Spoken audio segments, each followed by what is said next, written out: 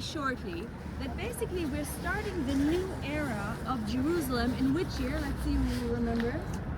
In Which area? 1860 or something like that. No, we want to start early. 1799. 1799, exactly. And what happened The 1799? campaign of Napoleon Bonaparte. Napoleon, exactly. But actually, good morning, Rudy. But actually, the campaign did not have so much influence on Jerusalem. But what happened during the campaign of Napoleon that did have influence and that brought people here? What happened in that time? Surveys and the scientific Surveys, developments. Yes, it was a rise of all the exploration and research upon Jerusalem, upon holy sites. Okay, that's the outcome. But the first thing that actually happened was before they started to do the scientifics, they brought painters with them.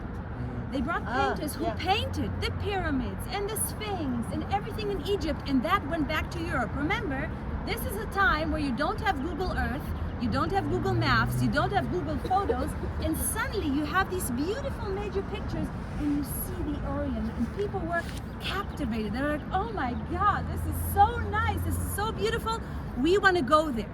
So this is one of the reasons that a movement started of people to come here. This is very important because this is actually, you have to imagine like a big movement started to come into our direction, not only to Egypt, also of course to Babylonia or Mesopotamia, Iraq of today. Yeah, they found the cuneiform, and the old palaces there, and of course, in the middle was the land of the Bible, the Old Testament, the New Testament. Everyone was wanting to find the places where David walked, Solomon walked, Jesus walked. Okay, so this, first of all, this is one of the things that actually started with Napoleon getting back to Europe and bringing the treasures and especially pictures of that time. So this is one thing. The other thing, which we'll talk about also later, and maybe Rudy will talk about it too, is that in Europe, especially in England and also in Germany, a new movement awoke, a Christian Protestant movement, which thought that the second coming of Jesus will be soon. And part of the second coming of Jesus is the fact that Jews should return to their land. Okay, so there was a very favorable idea that Jews should return to their land, but in order for them to return to the land, in order for them to physically make it happen, you have to first see what's there. Yeah, you have to have a house and a way to get there. You can't just zoom like you did in Harry Potter. Yeah, it doesn't work.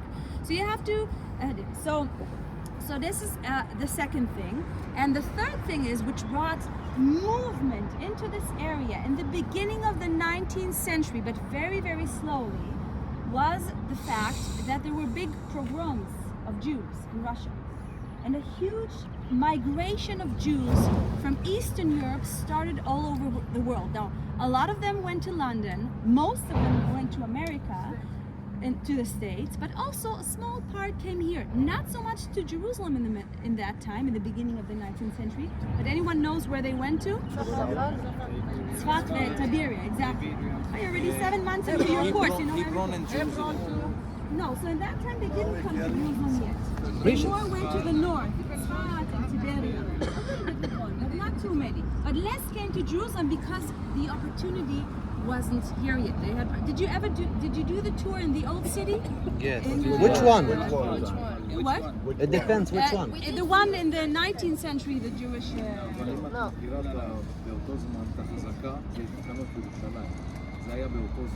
כן, אבל עדיין, Most of the Jews did not come to Jerusalem, they settled in Tzfat. A lot of these Jews couldn't settle in Jerusalem because they had a big debt to the Arabs, so they weren't allowed to settle here, which was also only in the 30s was. So this we're talking about the beginning of the 19th century. So in the beginning of the 19th century, we have around 9,000 inhabitants in the old city. That's it. It's not too much. Today it's a very, very, very small neighborhood. Okay, 9,000. And I want to show you a picture. I'm a fan of pictures. So today I'm going to show you a lot of pictures. I'm a big fan of pictures. So I want to show you a map. It's a very old map. It's not a very good map. It's one of the first maps of Jerusalem. And you can see it's not very clear yet But you can see this is the old city, and around it there's literally nothing. Nothing is around the city. So if you would imagine Farms. for just a second, okay, we are standing here now in 1830, even though it's 1840, but we can still imagine this is also 1830, and you would look outside, you won't, by the way, these are all from the National Library, and you can all download them by themselves. So if you go, have you known the site of the National Library? Yes. They have a big map library, Sure. and it's almost, you can all download them, okay, for free. So just, you know, if you want to see it, you can go inside there and look. So you can see there's literally nothing around it. Now, so this is one map, and another map is this one. It's already a little bit later. It's from 1858, so we already have one or two buildings outside of the city, but it's a much better map. But you can see we are standing here at the Jaffa Gate, and literally you can see here outside and around it there is nothing. Nothing. No, that's Birkat Sultan. So basically you have nothing around it, and we also have a nice English painter. His name is Holman Hunt. He lived in Jerusalem for a few years, and he painted a lot of pictures. This is not one of his most famous ones. We'll maybe see his house at the end of the day. I don't know if we'll get there, but if we'll get there. Anyway, so you can see he painted this. This is in 1855. There is literally nothing outside of the old city. Okay? Now, I want to talk, before we continue, so there was some people tried to get here in the beginning of the 19th century, in the 20s. Some Europeans, we will talk about one of them later, but they couldn't settle here because the Ottomans did not allow it. Now, the Ottoman Empire in that time was still a very big empire, but it wasn't on its best side. They called it anyone knows how they called it? sick man. The sick old man. Yeah, the sick old man. When I studied in school, I studied in Germany. We called it the sick man on the Bosphorus in history lessons. Today, when I teach, I usually guide German tourists. So when I tell them the word, they don't teach that anymore. It's not politically correct anymore. Anyway, so in my time, when I was in school, they called him the sick man on the Bosphorus. So it was still a very big empire, but through the years, it became somehow, how do you say menuvan in English? No, it's, you know, when you basically become to stone and it's hard for you to move, to change things. Everything was very static. Like stuff. No. Not broken, somehow numb. Stiff. It became somehow stiff. And the thing is that you can't, in such a big empire, you cannot continue in the same way over 300-400 years. So, in Jerusalem, most of the people, in the beginning of the 19th century, yes, 1800 and 1810, most of the people were Arabs. We had a little bit of Jews and a little bit of Christians, but in that time, most of the people were Arabs. However, the people who were in charge of the city were the Ottomans.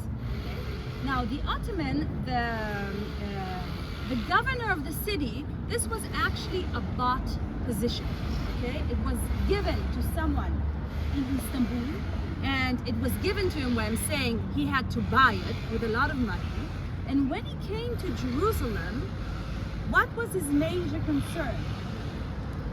When he was here only for a year or 2 years, what was his major concern? Taxes for the Ottoman Empire, but also for him. He wanted to get money. For him, it was an investment. He paid a lot of money to get this position, and the major idea he had was to get his money back.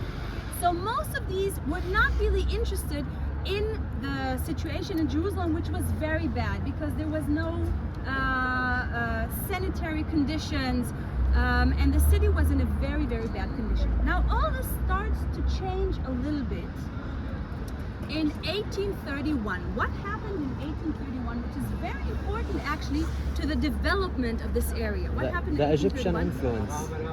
Muhammad Ali. Ali and Ibrahim Pasha, they come and they conquer Eretz Israel, the land of Israel, and Syria. Now, the Egyptian period, and now, when they conquer this place, they already come with new ideas, a little bit of modernization. Their face is towards west. It's towards the west, the culture, okay? They bring in some of the reforms, okay? For example, can anyone say what reforms they brought, they changed in the city? تنظيمات It's but not Tanzimat. later. It's It's not Tanzimat. later. No, It's Tanzimat is later. not from the I Ottoman. thi- We'll talk about it later. Yeah. It's something else. It's the agricultural. yes. This is one of the things. First of all, you know that the minorities had to pay the jizya tax. Okay, so they stopped it. What else did they allow or change? لفلاحي هي revolution. سألوا الجزية ولا غيروها؟ لا لغوها. لغوها. Egyptian. لا That لا is actually yes, شعار. that's actually outside of Jerusalem. They didn't. The Egyptians and the Falahim did not always see eye to eye. The إيش Falahim بحكوها did not كده؟ like the Cap- Egyptians because one of the things that Capitulation. the Egyptians did is Capitulation. مش they عارف. started to bring in to make a system of security, because in that time if you have to travel from one place to the other, it was not secure. Usually you can get robbed, you had to go in convoys, and a lot of times it was the locals outside of Jerusalem who would rob the people or ask them for bakshish or protectia, you know. So the Egyptians fought against that, and the Falahim really didn't like that because that was the source of their income, okay? Parts of the source of their income. But what about for the people for Jerusalem? So they were not allowed, they shouldn't, didn't need to pay the taxes anymore. What else? What? Building synagogue. Exactly. One of the things which Churches they were as well. not allowed to do, the minorities, before the Egyptian came, were to build new synagogues and to repair them, and also the churches. No new churches, and hardly you were allowed to repair. So now the Egyptian says, yeah, sure, you can build a new synagogue, and you can also build a church. Well, it took them some time to build a church, the first new church. What else? Huh? جاموا بنات بس سمح. كان ممنوع بالعثمانية، سمح له انه اوكي ابني سوي اللي بدكم No, إياه. these were the Egyptians. محمد علي Still in the Egyptians. قال لهم تمام 1931 No, that's in the Ottoman period. So, and one more thing which they were 19. allowed to, two more things actually which were 19 ولا changed. 18. They were allowed to 18 carry guns. Not only Muslims were allowed to carry guns, now also other people were allowed to carry armed forces, and also the first consulate opens. Meaning that, you remember I told you before that some Europeans came here and tried to settle, but the Ottomans wouldn't let them. Now they were allowed to settle. They couldn't buy land yet, but they were allowed to settle. So you see some of these reformations happened, and a little bit of, you can say, modern wind came into Jerusalem. But we're still talking, everyone is in the old city. Now, the thing is that the people back in Europe, that the Europeans really didn't like the fact that Egyptian became such a strong power, okay? And they were afraid that the Egyptians would continue even more to conquer and become the new tribe. Exactly, and they were afraid that they would succeed, so they made a pact, okay? The French and the Austrians and the Brits, not the French, the Austrians and the Brits, the French came later, they said to the Ottomans, okay, we are going to help you fight against Egypt, okay? And they said to the Egypt, okay, you have to go back, you have to return the land of Israel and Syria to the Ottomans. And Muhammad Ali said, why should I? No, I'm a strong, I do well for myself. Who are you to tell me what to do? But you know, sometimes you need a little bit of luck in life. Or the opposite. The opposite of luck. Because what happened is the Austrians and the Brits fought with him in Akko, and they shot at Akko, and just by chance they hit his huge ammunition site. So the ammunition was gone. And then Muhammad Ali said, okay, I give up, okay, I will return this place, and he goes back to Egypt, and then this place returns back to the Ottomans. Now, when you do reformation and you go back, it's hard to erase whatever is done, because there were already a few Europeans here, and rules have been changed. So the Ottomans have to try to change, and also they have a big debt now. They have big debt to the British and to the Austrian, and so they start to change the laws. Especially one of the things is the capitulatio. What are the capitulations? هلا اجت وقتها هلا Capitulation. Capitulation والله أخير What لا. is that? هلا Exactly, but what is the exactly? But what was the most important, let's say, authority in that time? The Nativity Church, I think, after the Crimean War. Well, before that, even what was their most, let's say, achievement of the capitulatios, especially for the Europeans that came? What was for them the most hospitals important maybe thing? schools and hospitals The hospitals later, the consulates, they were allowed to open more consulate, but also for the people who stood under a certain nationality, they were allowed to be judged in front of their own council. Before that, where were they judged? In front of the Ottoman council, right? And that was a lot of time, not really a fair judgment, and it had a lot of problems. So now they had not only the right to be judged in front of their own consul, who would then become, he would take care of his citizens. That's why a lot of people joined or switched nationalities. Yes, Udi? Is that called the millet system? Is that what that is? No, the millet is something else. No, and also the fact that the consuls had more and more power. So the more power the consuls had, the less power the Ottomans Ottoman. had. Okay, so you see the system is going down and down. Now with that, also something else happens. The Crim War, right? We were talking about the Crim War, 1853 to 1856. Again, the Russians and the Ottoman fight, and again the Europeans help the Ottoman.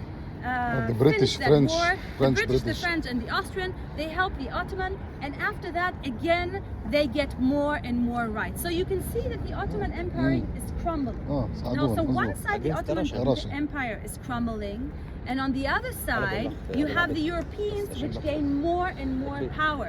Now you have to understand, we'll talk about the Europeans a little bit more after Rudy's talk, because we have to get there on time. Just a minute, I had a thought. Crimean War Ottomans crumbling, European powers rising. Oh yeah, so thank you. So you know Ala that معلم. there was a nisayon, there was a there was a thought between the Germans and the English to conquer Jerusalem from the Ottomans. However, that was the beginning to conquer it with military. The Austrian and the French, they didn't want to participate. But then the thought went over to conquer Jerusalem in a peaceful way. What does it mean to conquer in a peaceful way? Not in the military, but through education, through hospitals, through churches. Meaning the more people come here, it's going to be conquered anyway. And to make it again a Christian city. Now at the end it didn't really work out until the British came, because the British eventually were Christian, but it wasn't really a Christian city in that side. But this was the idea. So you can see that there are a lot of different ideas. Now we still haven't exited the city. We are still inside of the British. city, and everything you see outside Ottoman is dangerous at night. They close the door in the night, and everything, the whole life is inside of the city. Now, I know the main topic is the exit of the city, but in order for us to see what happened that brought to the exit, I know you did the Hebrew exit already, so you have a lot of information. We're going to go to the Christ Church. What we'll do is Rudy is going to guide us there at the beginning, mostly in the church. No, we only have like maybe 7 minutes in there.